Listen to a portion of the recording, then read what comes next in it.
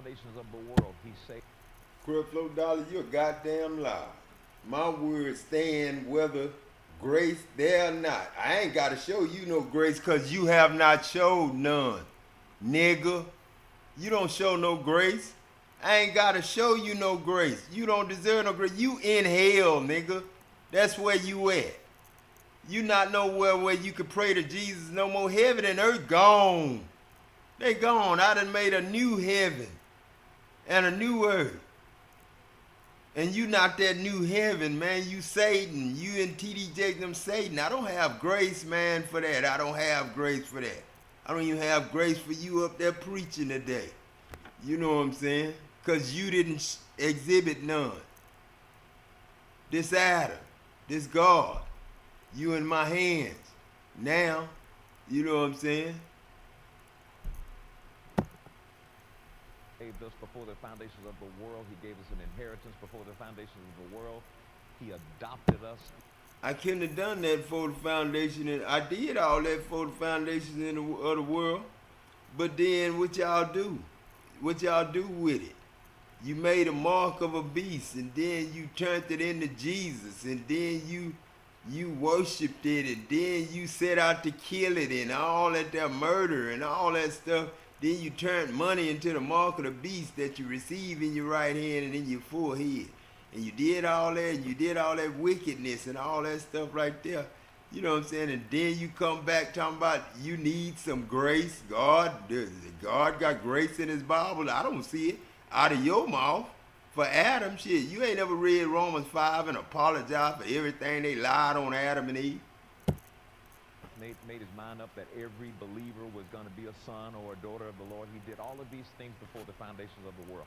That was his works of grace. We are living in undeserved favor. He did that before the foundations of the world.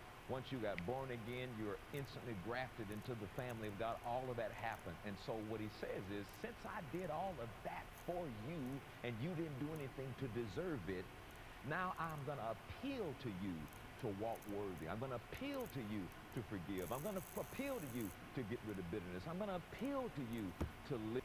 Well, all I gotta do is command you to do that, Creflo Dollar. That ain't nothing that you supposed to appeal to nobody to do good. I ain't supposed to ask you to do good. That's why I don't choose you, Creflo Dollar.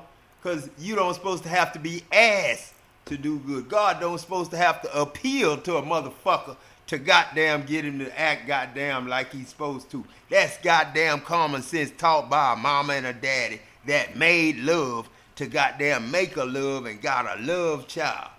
You know what I'm saying? And we ain't had that shit. Now we getting that shit. Now we raising heavens.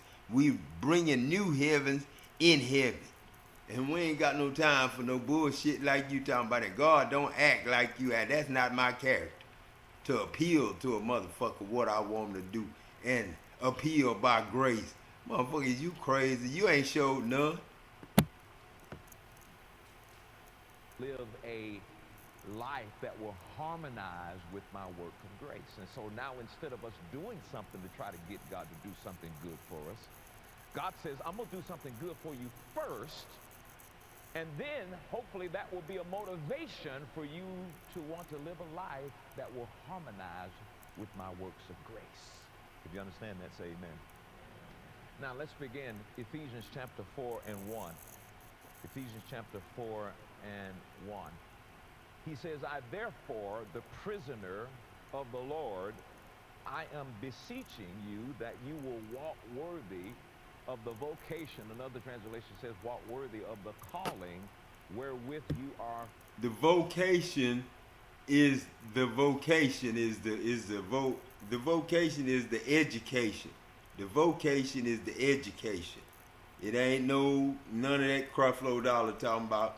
It's the education. The vocation is God's education. That's how God say he teach it. His vocation. His vocation is his education. Call. So he's saying here, I therefore. Now the therefore part says in chapter Ephesians 1, chapter Ephesians 2, in the Ephesians 3, he began to lay out his work of grace.